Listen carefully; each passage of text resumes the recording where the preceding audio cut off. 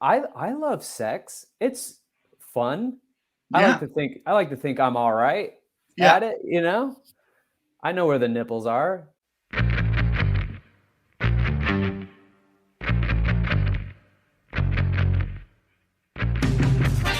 You're listening to Don't Take Bullshit from Fuckers with your hosts Greg Behrendt and Kane Holloway.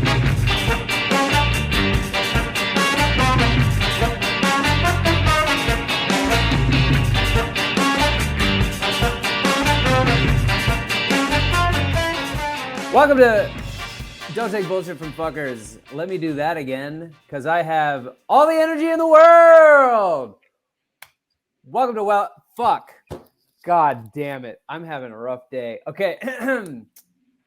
Welcome to Don't Take Bullshit from Fuckers. I'm Kane Holloway. I'm Greg Behrendt. Yeah, we're the most energetic show that tells all the fuckers in your life with a pointed witch finger right in the middle of their face, fuck you. That's the show. That's the whole show. That's the hill we decided to die on. Die on it, and die on it we are. Die on it with a spear through our heart. Hill. Fuck yeah. We made this as inaccessible as possible. We don't need anybody. We don't need listeners. We don't need fans. Oh no. We're telling everybody to fuck off. Oh, no. Cut your sandwiches, right? That's the end of the show. Yeah. No, of course, we're your bestest friends in the whole wide world. Here to help you see through the bullshit. And, and then also help you in your dating life, because there's a lot of creeps out there. TikTok is filled to the brim with women posting their text conversations with psychopaths they've met for like 48 hours. Oh, I know. It's so good. It's great content, my friend. Just good content all around. Yeah. It's not great living. I feel for those girls. Absolutely not. No, I would hate to be them. Ugh. Yeah. And if you are one of those girls and if you want to send us your text messages, we'd love it.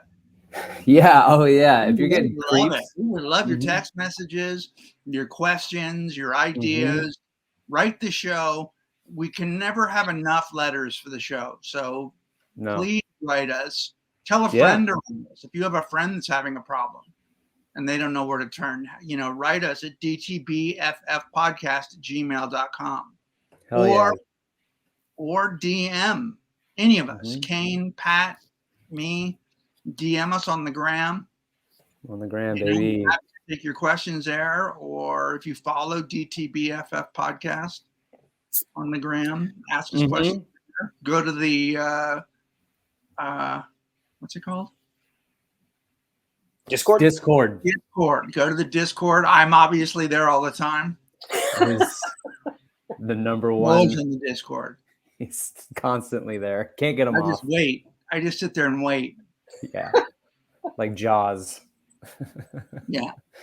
Oh man. Speaking of DMs, guys, my DMs were blowing up like last week with randos, random ladies, and one fella who are fans of I think it's GGE Fallout, and fans of me, who found out I'm moving to San Diego, and a bunch of San Diego randos slid into my DMs to ask me if I want to fuck.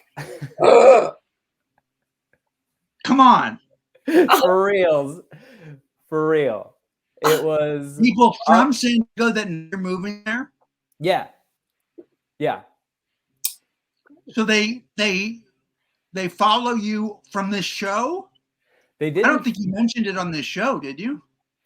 I think I mentioned it on the show, but I also talk about it on my social media, and I like posted about it.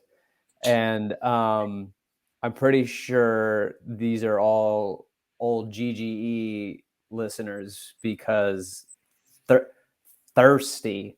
Just right in there, random people who either followed me right away and then DM me, or don't follow me, just DM to get what the first DM I got, swear to God, it goes, I heard you can dick me down and you just moved to San Diego. I'm getting no messages.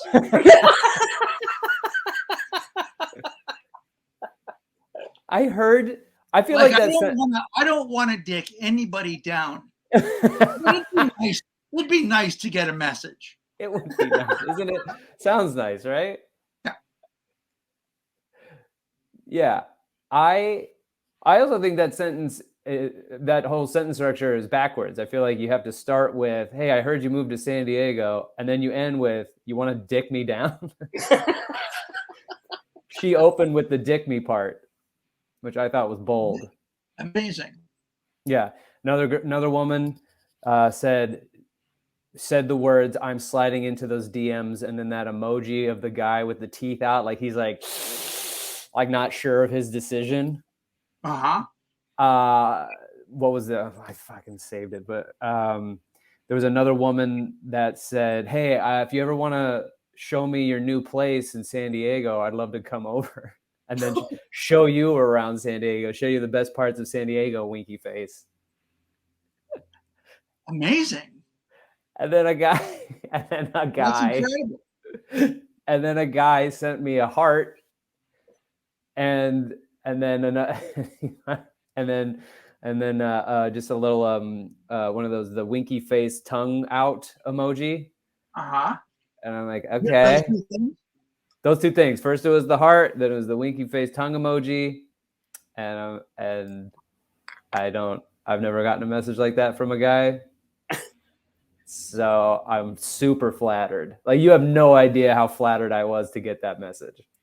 Right. Did you respond? I didn't respond to any of them. And then they all slowly started deleting them because I wasn't responding. Oh, wow. I don't know what to do with that. I don't know these women. I don't know what to do with that. Did you go and look at everybody's profile? Yeah, some were either very beautiful, some were private, and that guy was all right. That guy was pretty. Yeah, he was fine. I don't know if he's my type. But yeah, I went and looked at people's profiles, and I was like, oh, and even with the beautiful girls, I'm like, I don't know. Someone told me recently I'm still pretty guarded for somebody so open and empathetic. I'm still a pretty guarded person, which I then thought about this scenario, and it's at no point did I jump on these DMs like I was ready to get into a whirlwind of fucking randos in San Diego. I mean, I don't know. Am I fucking up a missed opportunity also, or what is the? I don't know. It feels weird. It's hard to say. I know, right? It's hard to say. Because I love sex. It's fun. Yeah. I like to think I'm all right at it. I know where the nipples are. It's just everybody's still there when you're done. Right. Like, once the high of fucking each other is, then they're in my new place, and that's mine. That's my place. I don't want to fuck in my place yet. I don't know you like that. I don't want you to have my address. Especially when you listen to that Twin Flames podcast, which I highly recommend to anybody who listens to this show. It's just a fascinating deep dive into bad relationship behavior. And terrible. Insane. Yeah. Insane. And I had never heard the phrase twin flames before. Yeah. But it's been around, I guess. I guess it's been around. I looked it up because I wanted to try to find more on the twin flame couple. So I thought I would find something about this podcast. But the first things that pop up when you look up twin flame is, what is a twin flame? 8 signs you've met your match, from brides.com. Then right below that, what is a twin flame? 11 signs you found your mirror soul. Oh, wow. 11. So do you want to hear the 21 authentic twin flame signs? It's in order. That's incredible. Crazy. Then the podcast comes up. Do you want to hear 8, 11, or 21 twin flame signs? I'll be lucky if I make it through 8. All right, let's go with 8. This is from brides.com. Chances are that somewhere in your travels across the internet, you stumbled upon the term twin flame. It's also likely you poo-pooed the concept, thinking twin flames are synonymous with soulmates. And you've heard it all before, so you just keep scrolling because the end of the internet awaits. The term twin flame love and soulmate are often confused and used interchangeably. However, a twin flame love goes beyond what you think of when we think of soulmates, which confused the shit out of me because This I is a wanted non-quantifiable thing, by the way. 100,000 million% yes. Because it's unquantifiable. There's no such thing as quantifying love. No, you can't do that. No, you can't. And it's not the same for everybody. And I've looked up the 8, 11, 21. I've looked at what's the difference between a twin flame and a soulmate. All of it really gets behind the twin flame concept. All of it, where they're like, they're out there. Believe you me, you were born and your soul was split in half and it's in someone else who shares the same twin shit as you. But they're different than soulmates. And here are the differences and whatever, right? But here's the purpose of a twin flame. At its core, twin flame love is about spiritual growth, and its purpose is to awaken your soul. And this comes from so fucking boring. It does, doesn't it? Yeah, it sounds horrible. The entire concept, too, is essentially what you hear on the podcast. Because when you look up the difference between a twin flame and a soulmate, essentially a soulmate is someone that you have differences and you complement each other, and that's your soulmate. Twin flame. Who made that up? But a twin flame is someone who is a mirror of your flaws. Oh, fuck that. Right. So when you have most twin flame relationships are tumultuous and toxic. They all say that. So here we go. Signs you found your twin flame: instant recognition and an intense attraction. Well, I have that with Kane. That's true. So Kane and I are twin flames. That's true. Because our relationship is also toxic. It's so toxic. It's crazy toxic. Yeah. Synchronicity. Twin flames often have a sense of synchronicity. As the relationship unfolds, twin flames will find that they have a shared moral compass and matching interests. Moreover, twin flames often uncover plenty of coincidences in similar past experiences. And what I think is funny, Greg, is since you're my twin flame, we're always finishing each other's punchlines. What is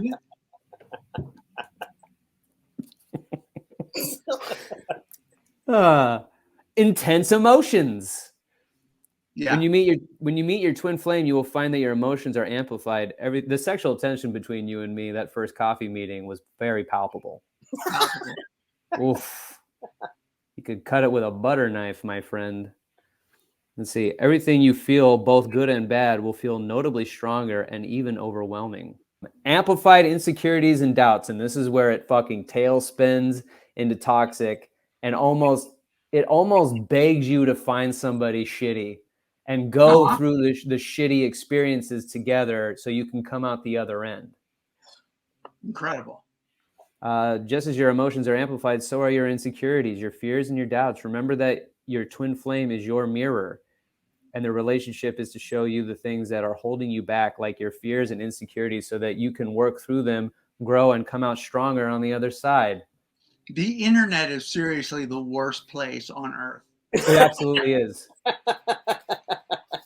Where people can get a hold of information like this and read shit like this and believe in it and act on it, and just be, when all you really want is someone to kiss and go to the movies with.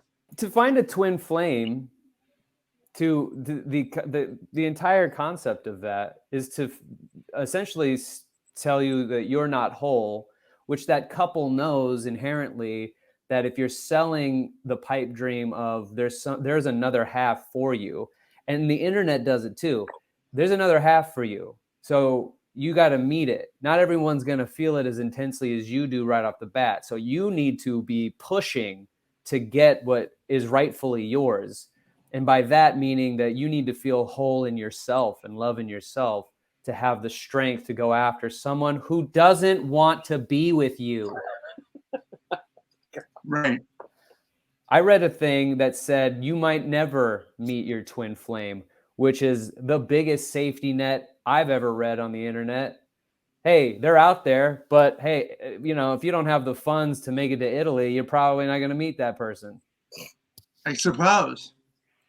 You're on again, off again. That's a sign. What a great sign of somebody who's a mirror version of you, someone who easily quits on things. What a great thing to learn about yourself. As a result of the turbulence, your relationship with your twin flame will likely be on again, off again, coming face to face with your own demons, and doing battle with powerful emotions can be very overwhelming, to say the least. And when it feels like there's too much to handle, or your twin flame might be too much to handle, you guys may be inclined to throw in the towel. But it will inspire you to be a better person. So this is where, at the end of the rainbow, you get the pot of gold. Yeah. It's all horseshit. Yeah. It's all just total horseshit.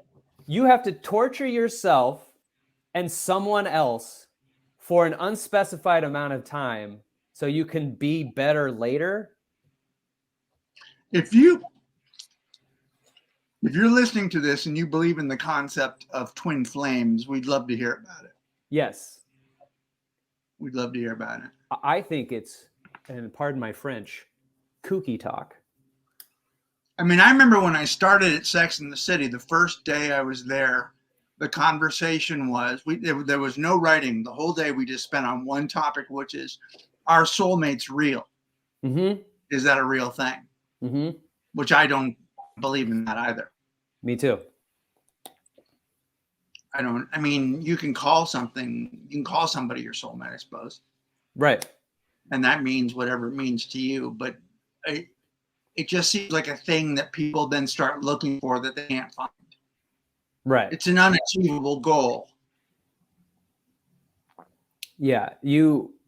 I mean, a relationship is all work. And the idea that cosmically you're bound together, you know, like my sister is my best friend. The amount of people I talk to who don't have that type of relationship with their sister sort of confounds me, because it's like, well, you guys, what was your relationship growing up like? And then they just like, oh, I just don't like her. She's an asshole. And they don't get along with their sibling, brothers too, or whatever. Like when I see, but then on the flip side of that, when I see sons say to me, their dad, like my friends say, oh, my dad is my best friend, that blows my mind. I don't understand. Yeah. You're supposed to hate your dad. How does not everyone hate their dad? Right. You know? Right. All relationships are work. And so the cosmic binding of your soul to someone else is such bullshit, because then when you break up, you're going to be even more confused. Well, if we're supposed to be together, why am I spending so much time away from them? It's just not that easy. People have a tough time letting go of people, though. Mm-hmm. That's true. But leave people alone. Leave people alone. Just leave people alone. Don't go fighting to get somebody. I really, the chase. I hate the idea of a chase. That's why I don't try to talk to women at bars, or if I'm like stuck in a text thread, I may be ghosted in a text thread from a girl I met on Hinge. I'm fucking out. I'm not chasing nobody, and I'm not making anybody chase me either. If I like you, you'll know it. Well, a few people are chasing you. That's true. But just to get that dick, and then they're out, and then they're going to ghost me and break my heart. One of them's probably my soulmate. It's probably that guy. The girl that wants me to dick her down, that's my twin flame. It's two different people. First off, just imagine being able to say to your kids that the first thing your wife said to you was that she wanted you to dick her down. How'd you meet your mom? Well, she slid into my DMs. The very first sentence she used was, "I hear you can dick me down." And then what I love is that she says she could hear it as though she's heard it from somebody. Right, which I think I know who Wayne said is it. saying good things about you now. Yeah, I don't understand what's happening, but apparently good things are being said, and San Diego has gotten the bat signal, as it were, to come out so I can dick everybody down. Oh God. I just got a gig in San Diego. Ooh, really? Where at? At a spa. Ooh. Yeah, a half-hour set at a spa. Cool. At like one of those in like the steam, like the steam room. Are you doing a hot set in the steam room? It'd be so awesome. Cool. Well, do you want to help me pick and choose from my lineup of the San Diego's finest? Yeah.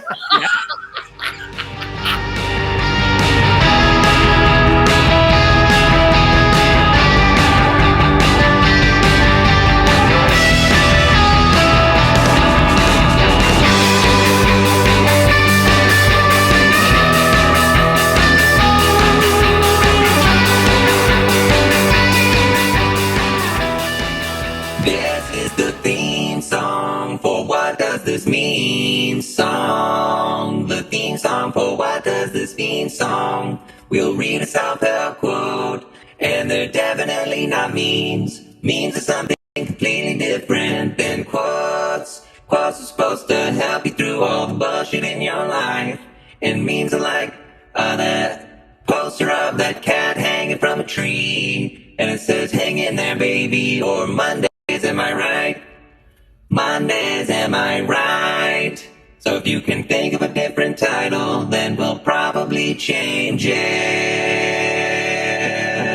What does this mean? That's a good one. Wow, is that a different theme song? On top of the theme song, you've added a second one? Don't make me add a third, baby. I won't. I would actively try not to. What does this mean? Hey, you're here. You want to be inspired. You want just like a quick couple of words to be like, oh, whoa, that unlocked my soul, my heartstrings. I'm ready. I'm open to receive love and joy and positivity. I wonder if anybody's ever heard a meme on here and it changed their life so much that they stopped listening to the podcast. That we need to know. That is a must.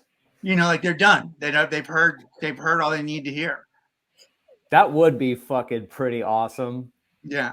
That would be pretty awesome. And then they just listen to our comedy because they don't need our advice anymore. They're still a fan. They're just not interested in this show anymore. Remember when I read my own advice and you guys said boo? Yeah. To be fair, I read your advice and you said boo. Yeah. I stink. I've also never written an inspirational quote, so I have nothing to offer this segment. There's never going to be a time where I'm like, hey, that possibly could be me. You'd think it was a fucking Dr. Seuss quote. So some listeners I've become like friends with, and I don't know if this becomes like a meme segment, but Emily is a listener who I talk about horror movies with and whatever. And I was looking at her stories and she posted a picture of Batman going down on Catwoman. And then immediately after that on her stories is a selfie of her holding her cat. And so I was like, what the hell is going on your Instagram? And she had and what happened is she posted that like hours ago, forgot all about it, and then posted this cat selfie. But I had caught it like one right after the other. And I'm like, what the fuck is going on in your neck of the woods, kid? Jesus. That really made me laugh very heartily. Over on Instagram, a DTBFF podcast, you can send your memes. We got an audio meme from Damon. Bees don't waste their time explaining to flies why honey is better than shit. Just remember that next time somebody's trying to talk you out of your dreams. Bees don't waste their time explaining to flies. I heard that. That's making its way around. Wow. Yeah. That's pretty good. I'm going to share that to the gram right now. That's up on our gram right now. Thanks, Dan. Yeah. If you couldn't hear that, it's bees don't spend their time explaining to flies why honey is better than shit. Of course, bees and flies don't talk. Yeah, they don't congregate. And bees don't actually know what honey is. Yeah, and flies aren't aware of what shit is and how something else could be better. They just know what they like. That's true. And in all actuality, flies, shit is their twin flame. Oh God. Sometimes literally. Yeah. I mean, you can even flip that around, and it works the exact same way by that logic. Flies don't try to convince honey that shit is better. Try to convince bees that shit is better than honey. To them, shit smells like honey. And also, I don't know what bees are doing on those flowers or what they're doing with the honey. I don't know what honey is to bees. All I know is it's super important to the queen that she gets all the honey. Yeah. And then we take it and put it in our fucking smoothies. I like honey.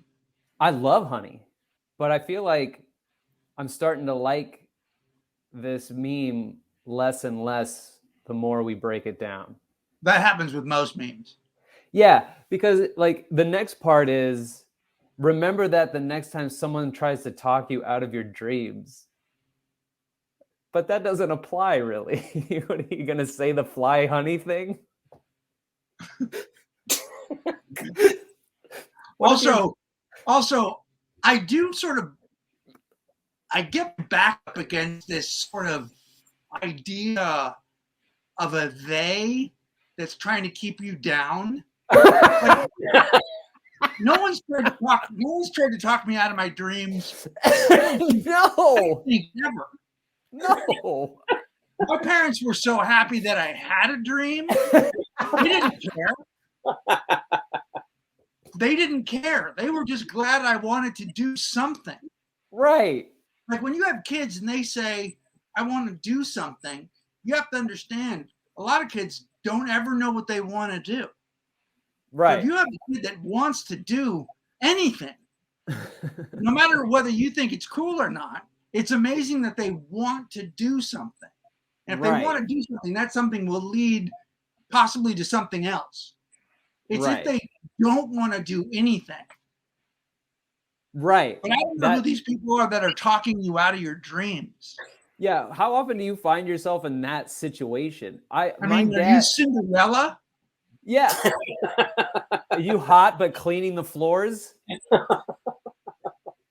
Yeah. I don't see how this works at all. Like the most people, my dad didn't want me to do stand up because he just was afraid that I was going to fail at it, and he's not wrong. But the last thing he ever tried to do was just say, "Hey man, maybe think about having a backup plan." That was the most he tried to talk me out of my dreams. Right. I don't ever find myself, and I've been really dirt poor at times. Like really struggling, and I'd call my mom and I'd be like, I don't know if I have it in me. I don't know if comedy wants me in it. And she'd be like, no, keep it going. Like, keep going. You got this. So who the fuck? Yeah. Like I had no money, and she also wasn't lending me money either. She wasn't going to give me anything because that was what the phone call was. The phone call was for money. And she was like, honey, I believe in you. Absolutely not. Now get the fuck out of here. And I'm like, well, I'm going to be eating shit with the flies. If you don't, I would like money for some honey.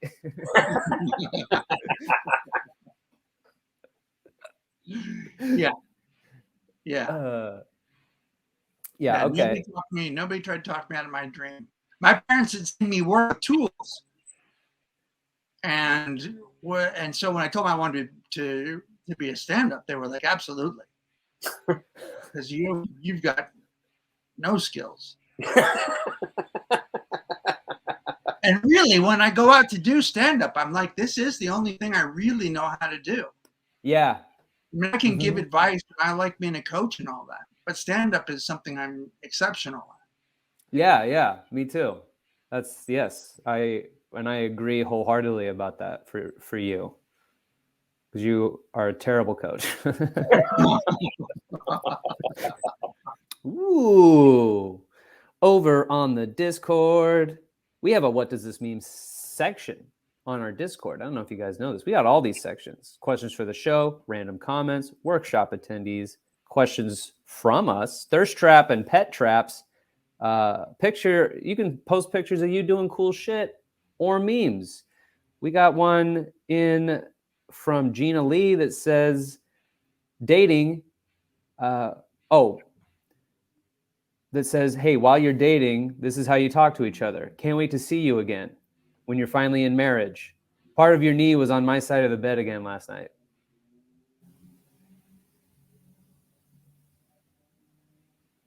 Oh, I'm sorry. Are you done?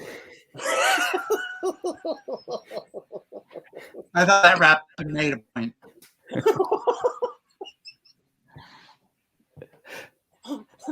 I think you did.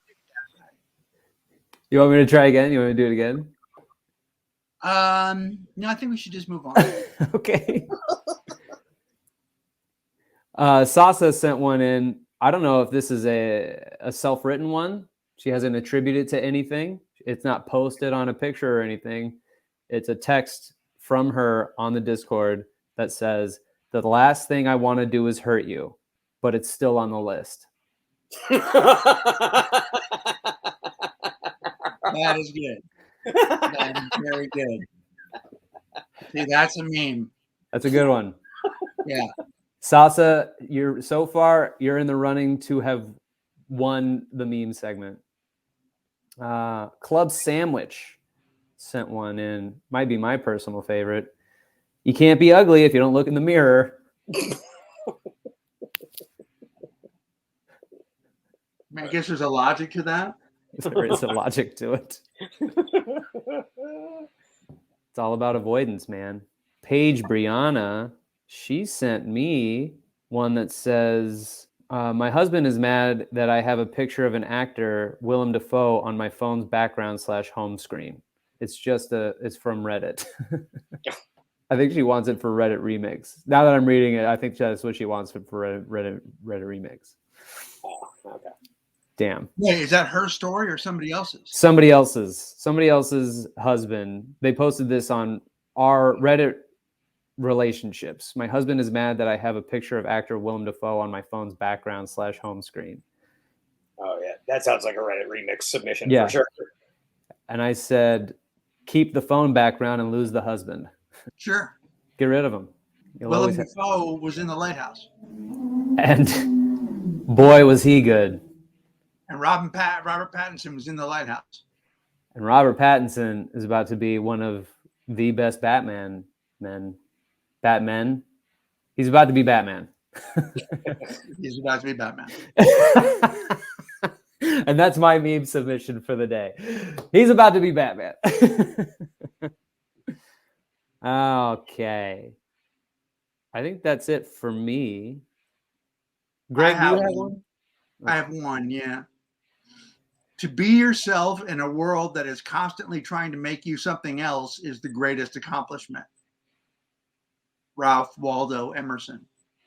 And again, here is a person who's in a world that's constantly trying to make you into something else. When I feel like the world's not even paying attention. No. I don't feel like the world's trying to make me into something else. No, not at all. Do you? No, never. I think people have an idea of me when they meet me, or like the out.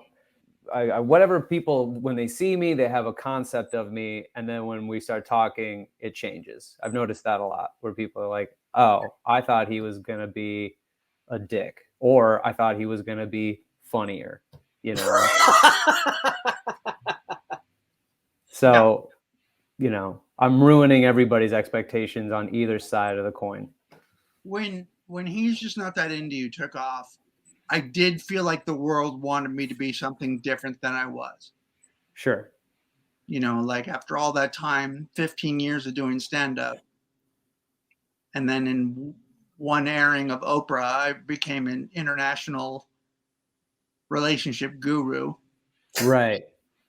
And I was like, what do I do with this? You know, how much information do I have? What am I supposed to do? I've been going in one direction for so long. Mm-hmm. And this is so different. But, you know, just go with it.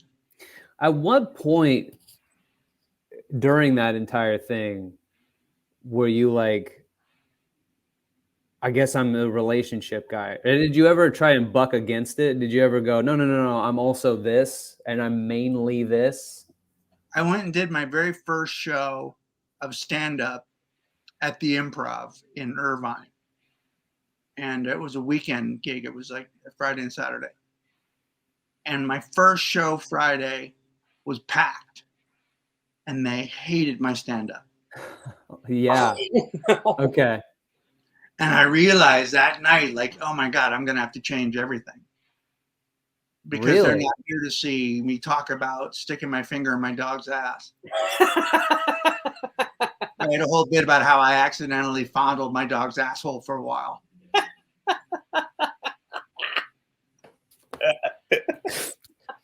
And they didn't like that? Fucking stuck up, snobby, asshole relationship shitheads. And there were a whole bunch of women there drinking cosmopolitans, waiting for Sex in the City stories and relationship stuff. Oh, boo. I didn't have, you know, the irony is I had no relationship stuff in my act. That's so funny. Like, you didn't have any dating material? No. You were I had a little bit of married stuff. You know, I had my Pictionary bit and a couple of things, but I didn't have anything that was like exclusively like boys and girls. Oh. I'd never done relationship humor. I thought it was sort of big. Yeah. You know, and if I could have thought of stuff to do, I mean, I figured it out. Eventually, I opened with being on Oprah. And I wrote a story about being on Oprah, and that sort of cracked the ice. And then I could go back and do my stand-up. But I had to acknowledge the beast in the room.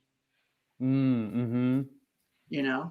Yeah. Now I guess in my show, I bring it up at the very end and say, you may or may not know this about me, but I wrote a book that was turned into a movie, whatever. That's right. Yeah. No, I've seen that. That's such an interesting, it's such an interesting version of yourself I don't know anything about. Yeah, it was a weird time because I was selling out. That was the thing. I was selling out all over the place. That level of fame for that specifically, like if it was just stand-up comedy, I think I could manage it to a certain degree. You know, I think that level of fame is really hard to manage in general. But if all of a sudden I'm famous for something I just kind of shot out of my ass, or I was just dicking around, and all of a sudden I'm famous for that. That would I don't know if I'd be able to handle it, because my knee-jerk reaction would be the same thing you did, where it was just like, well, this is all I am, really. It'd be like if you all of a sudden started getting invited to Spider-Man conventions because of your dude, that Flip Snap Dead. The Flip Snap Dead thing is kind of crazy, because I watch other TikTokers follow their videos up with things on. They'll be like, "Oh man, so I'm the like." I think anybody else with that type of mindset would have been like, "I'm the Flip Snap Dead guy now."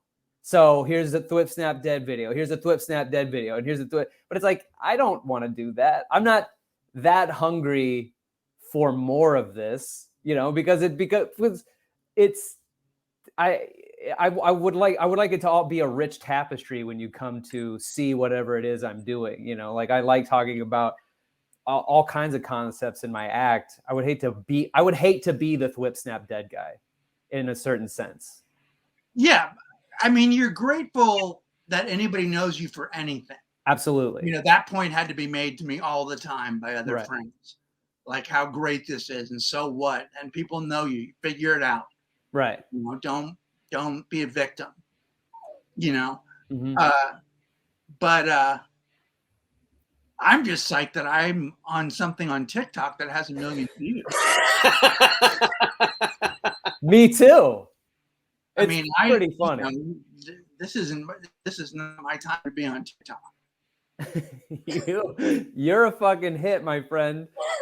You are a fucking hit. Like there's something. The funny thing is it's just me ruining your tattoo for you. Well, that's what makes it so funny. Is there's some people that are like, "Oh, what podcast is this? Can I listen to it?" We get a fair amount of those comments, and the bulk of the comments are that you're either right or wrong. Right. And then it's people debating that concept. But then the rest of it is, I don't know who the dude sipping the cup of coffee with the straight face is the whole time, but that's my favorite guy.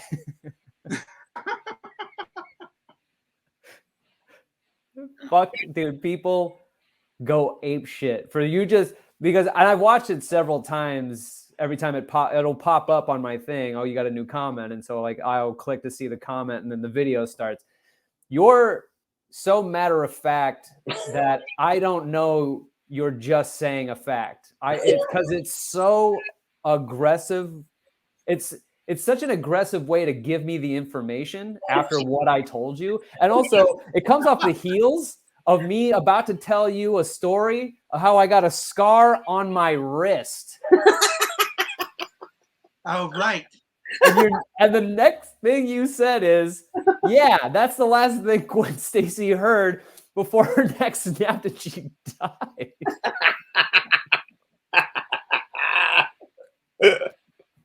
So a lot of the comments are, dude, what happened to this guy and his scar? But we never get to it. We never get to it. Amazing. And it's not a suicide. If everybody's wondering, I didn't try and kill myself. It's stupid. I punched my hand through a window on accident, not even out of anger. It was out of a pure accident, and the fucking glass that was sticking out fucking sliced right through my wrist. Oh, yeah, and that's why it's dumb. And then the doctor. I also hurt my neck from football, and I was getting out of the. That's why it's stupid. Because I just got out of the hospital from a neck injury from football. Then we're locked out of the house, which is why I saw the window. I was like, all right, I'll hit the window, and the piece of wood that locks the window closed will pop out, and then I can open that, and then my stepmom can get through. But my hand went right through it. I cut my wrist. They wrap it in a towel, and we went back to the same hospital. Oh my God. Did you have a neck brace on? I had a neck brace, so I walked in with a neck brace, holding a towel over my now bloody wrist. They're like, "Did we just discharge you?" You must have looked like a junkie. You know how junkies always have like 3 or 4 things wrong with them? Yeah, I think I had a black eye too. Incredible. And they're like, as the doctor's sewing me up, he's like, "Is everything okay at home?" And at the time, yeah, it was. Like I was like in a little pocket where Marty wasn't insane. So I'm like, yeah, everything's cool. If only I had cut my wrist like a week later. Incredible.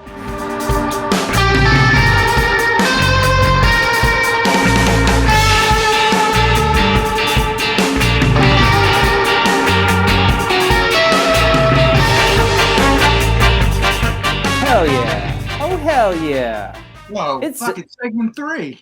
Segment 3. Pow, pow, pow, pow, pow. Everyone loves this segment. Welcome to segment 3. Yep. Do you get your do you cut your own toenails?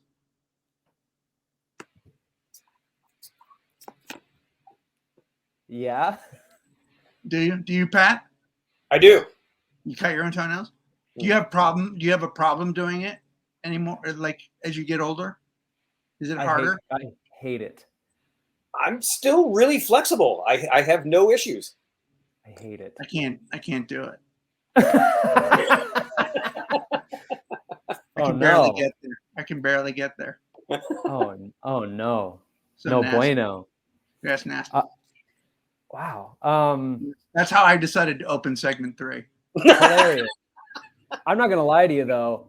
I won't lie to you. I fucking hate it more than anything. Anytime I have to cut my toenails, it's like a math test for me. I'm like, God damn it. I don't want to do the bending that requires for me to get this done. And I always seem to cut them too short. So I cut my fucking fingers, or I cut my goddamn toenails too short, and then they're red, and then they hurt when I wear shoes. It's a fucking nightmare. I never get it right. They're always like weirdly angled, so then the nail grows weird. Yeah, I cut them and they're jagged, and then you put your socks on and it catches on your socks. Yes! Yeah, they're the worst. Toenails are the worst. Toenails are the worst. They're pointless, and I don't understand why it's not just meat the rest of the way. Like nails on your fingers make sense, but we're not bears or badgers. We don't need our back nails for anything. We're not digging holes. Don't look at me like that, Pat. Don't fucking give me that fucking sideways look like you watch Animal Planet and you know why we have toenails. I'm only skeptical because I have smashed my toe so badly that I lost the nail, and a toe without a toenail bumped up against anything is an insane world of pain. Oh yeah. Oh. Yeah. I don't like it. All right. I mean, on to other news. I was about to go off, but you're right. Let's move on. We have a very close friend of the show who's been a guest a couple of times and is at all of our live events, which we're going to do another one soon. Absolutely. And Natasha Adamo. And Natasha had a baby. She had a baby. Baby girl. Baby girl. I just wanted to say congratulations. I don't know, if you guys know her or follow her on Instagram, but swing by, give her a congrats. Mm-hmm. Yeah, she's super cool. And her book comes out really soon. Yep, Win Your Breakup. Little Baby Roya. Beautiful name. And they're in Cali now too. So we're all going to get to be together soon. Yeah, totally. And that'll be super cool. Yeah, so go pick up her book, support her so she can feed her baby. Mm-hmm. And that's what's important. Even though she gets $10,000 an hour as a coach. Oh, wow. Yeah. She coaches like Real Housewives and stuff like that. Yeah, that's so crazy. Yeah, she's amazing. We got an email in from Marcy a couple episodes ago and was none too nice to me. I took absolute offense to what she said. Thought about it all day. Almost cut my other wrist. Jesus Christ. Oh, no. She emailed in. Marcy emailed in to our Gmail. She goes, "Hey, thanks for the plug, guys. Also, hey, Kane, thank you for offering the shout out. It's very sweet of you considering our rivalry. I included my handle below for you to use as you see fit. I also included my resume below just to reference, wink, wink. And her Instagram is at Magic Street Studio. So go over there, check out Marcy's art. She's an incredible artist. She's really good. Listener of the show. And if you don't know who she is, she wrote in many different times. She had a voicemail where she hated on my date ideas, and we followed each other. I love her art. This is her resume. She's at Magic Street Studio _. She's a certified sweetie.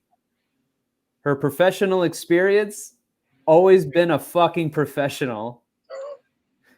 Her education, self-taught in the art of badassery. YouTube tutorials. Additional skills, maintaining the proper number of pillows, 5+. Oh, that's perfect. I hate her guts. Gets it. Cutting You know how she cuts her sandwiches. Cutting her sandwiches the correct way, diagonal. Yeah, with a bloody knife also, I'm sure. Her other additional skill. Oh, I can't wait for this one. Are you ready for this one, Greg? Marcy, this motherfucker. She goes, being better than Kane in just about every possible way.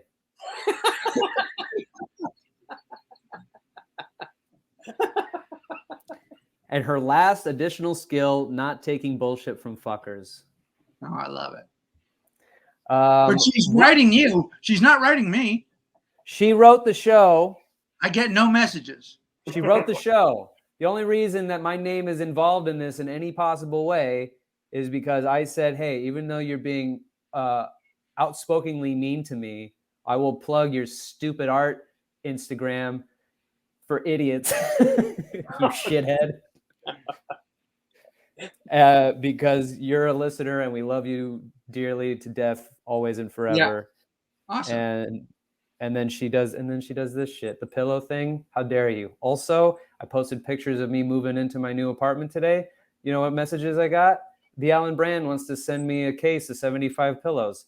I will burn them in front of my apartment. It feels like I'm wrong. Why does it?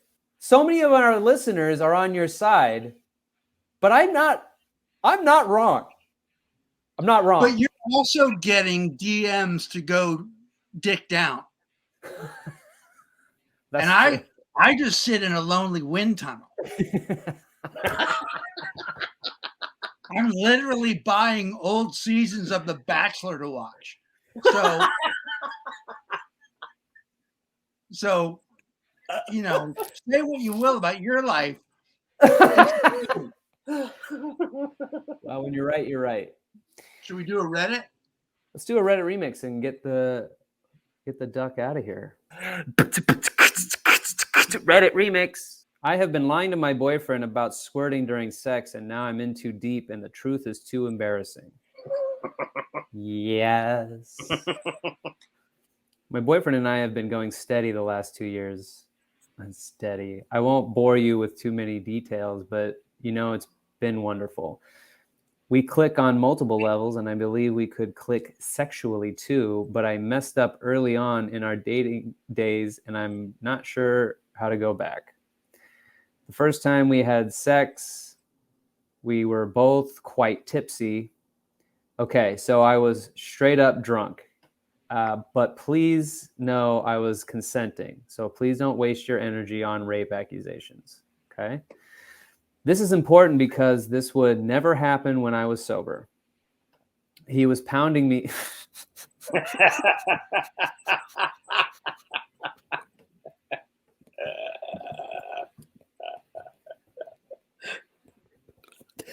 I wasn't expecting that.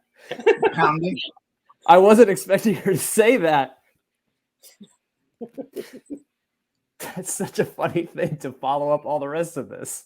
He was pounding me. Okay. He was pounding me while I was on top, and I lost control of my bladder. I seriously pissed all over him in his bed. I was mortified, and I started bawling and climbing off of him when he stopped me and told me it was super hot. And he never made a girl squirt like that before. Oh, no. Oh, no. Oh, no. No, no. This poor delusional fuck. Okay. I was still in shock and went with it. Sure, yeah, I squirted. Right. Anyways, ever since that night, if we have sex and I don't squirt, he feels bad. And like he didn't do a good job. So I just kept going with it and forcing myself to pee. The carpet. Our couch, mattress, curtains, and our quilted headboard have been ruined, and it straight up smells like piss despite my efforts to clean. Oh, no. Oh, no. Just tell him you peed on him. Why are you doing this? Why are you doing, ma'am? Why are you doing this? I don't want to clean up my cat's throw up. And he doesn't do it that often. What the fuck? I don't know how he doesn't know. I even broached pee play in a joking way to see if he did know, and he was like, ew. So he definitely thinks it's a squirt. I really want to stop destroying the house. Destroying the house. This girl's hilarious, man. And once COVID is over, I'd like to have company over. It has to stop, but I don't know how to tell him now without making him feel totally disgusted and lied to. Please help. I'll take any ideas to consideration because I honestly can't see a way out. There's only one way out. You got to pee on his face. Break up with him. Oh, yeah. Yeah. Or break up with him. Yeah, yeah. Yeah. Lick it off.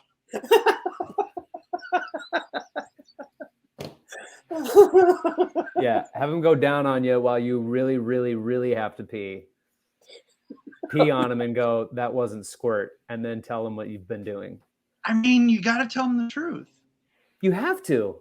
There's no way around this. What other possible options do you think anybody has in their bag of tricks? I mean, like, who's gonna write in the comments a fucking solution that's gonna be a light bulb that goes off and goes, oh, it's fixed? Yeah, I mean, how mad is he gonna be? He's probably not gonna be that mad. If he's a good guy, he'll be like, wow, that's insane. Stop peeing on me.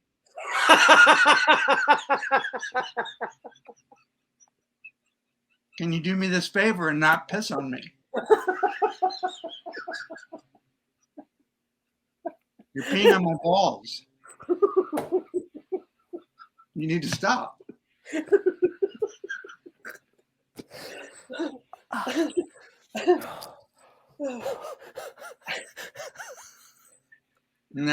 And that's a reasonable.